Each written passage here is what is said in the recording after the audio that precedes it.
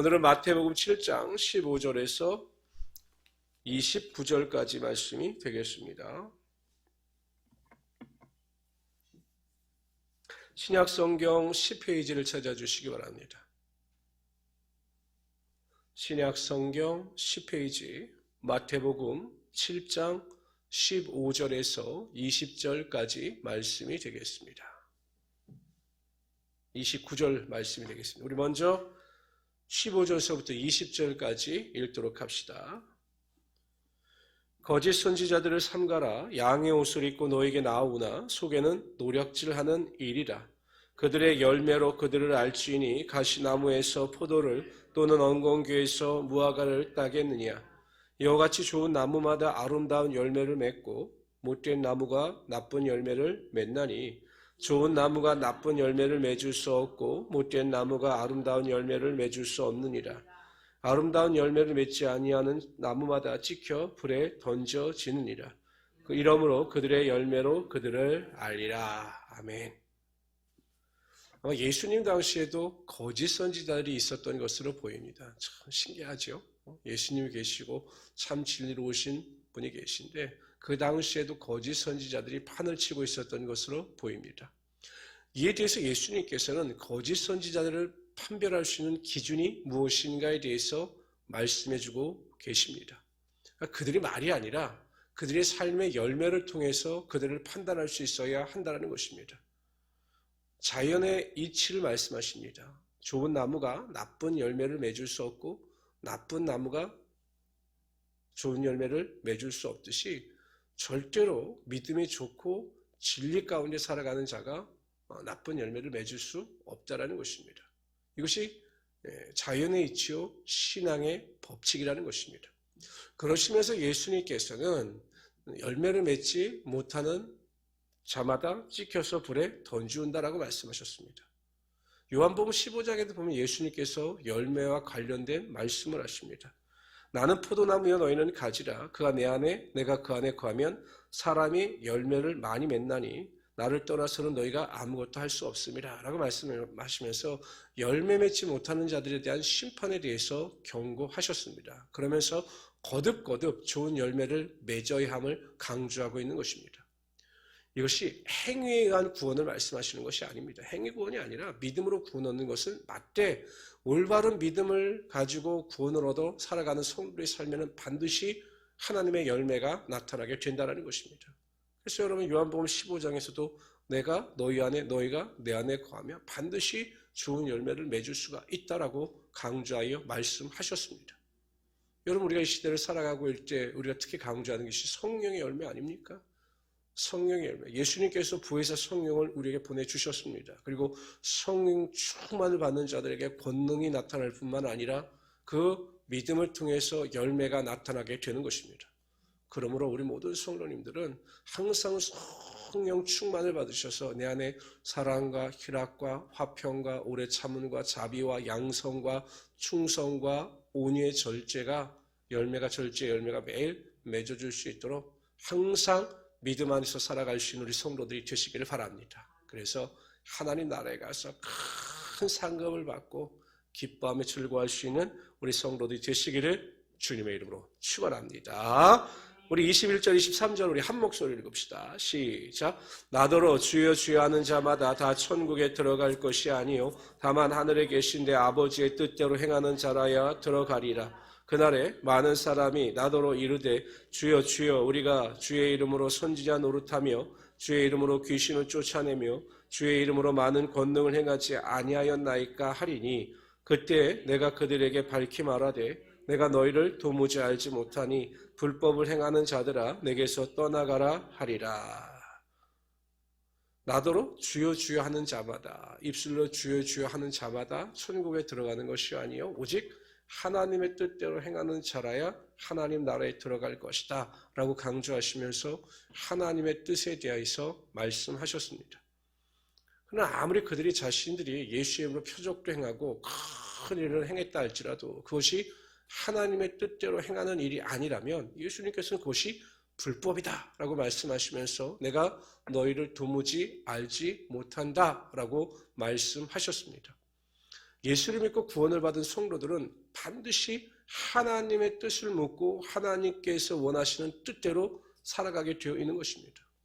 여러분, 사도 바울이 우리가 주일날도 살펴보았지만 다메섹 도상에서 예수 그리스도와 이야기를 나누다가 예수님께서 메시아라는 것을 딱 깨닫습니다. 그 순간 가장 먼저 한 고백이 주여 내가 무엇을 하리까? 라고 예수님의 뜻을 물었습니다. 그때 예수님께서 다메섹으로 들어가라. 내가 사람을 예비했다라고 말씀해 주시면서 그의 삶을 인도해 주셨죠. 선교를 할 때도 보십시오. 그가 2차 선교를 시작하면서 아시아의 복음을 전하고자 했으나 성령께서 그 길을 막으셨습니다. 막는 것을 깨달은, 막으시는 것을 깨달은 사도 바울은 자신의 뜻대로 생각대로 고집하지 않았습니다. 하나님께서 이끄시는 대로 그 길을 따라 나섰습니다. 그가 드로아에 이르렀을 때 마게도냐 사람의 환상을 통해서 어서와서 우리를 도우라는 환상을 통해서 그는 자연스럽게 마게도냐 지방으로 내려가고 빌립보성에 들어가게 됩니다. 하나님의 인도하심 가운데 순종하여 나갔던 사도 바울을 위해서 하나님께서는 루디아라고 하는 여인도 예비하셔서 빌립보성에 큰 기적과 능력이 나타나게 하여 주셨던 것입니다. 우리의 기도는 항상 오늘 본문 말씀대로 하나님의 뜻을 구하는 기도가 되어야 합니다. 예수님께서 마지막 겟세마네 동산에서 나의 원대로 마옵시고 아버지의 원대로 되기를 원하나이다 라고 고백하셨던 그 기도가 우리의 삶의 매일의 기도가 되어야 한다는 것입니다. 우리의 육신의 생각이나 육신의 욕심을 쫓아 기도하는 것이 아니라 하나님의 뜻을 쫓아 기도할 때 하나님께서는 그 기도가 능력이 되게 하시고 그 기도가 반드시 축복이 되게 하여 주실 것입니다.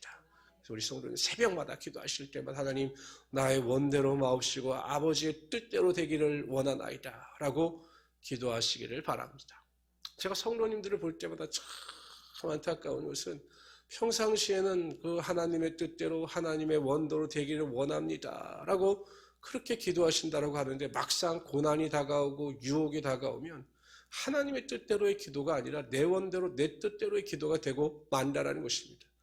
그래서 하나님께서 원하시는 길이 아니라 전혀 다른 길로 떠나가고 맙니다. 그래서 정말 안타깝죠. 환경이 어떠하든지 간에 항상 우리는 하나님의 뜻에 집중해야 합니다. 그럴 때 하나님께서는 반드시 우리의 기도 가운데 능력이 나타나게 하여 주실 것입니다. 우리 24절부터 29절까지 읽읍시다. 어찌 보면 산상설교 전체에 대한 내용의 결론과도 같습니다. 그러므로가 앞에 모든 내용, 5장서부터 7장까지의 모든 내용을 받는 것입니다. 누구든지 나의 이 말을 듣고 행하는 자는 그 집을 반석 위에 지은 지혜로운 사람 같으리니 비가 내리고 창수가 나고 바람이 불어 그 집에 부딪히되 무너지지 아니하나니 이는 주추를 반석 위에 놓은 까닭이요 나의 이 말을 듣고 행하지 아니하는 자는 그 집을 모래 위에 지은 어리석은 사람 같으리니 비가 내리고 창수가 나고 바람이 불어 그 집에 부딪힘에 무너져 그 무너짐이 심하니라. 예수께서 이 말씀을 마치심에 무리들이 그의 가르치심에 놀라니라. 이는 그 가르치신 것이 권위 있는 자와 같고 그들의 서기관들과 같지 아니함일러라.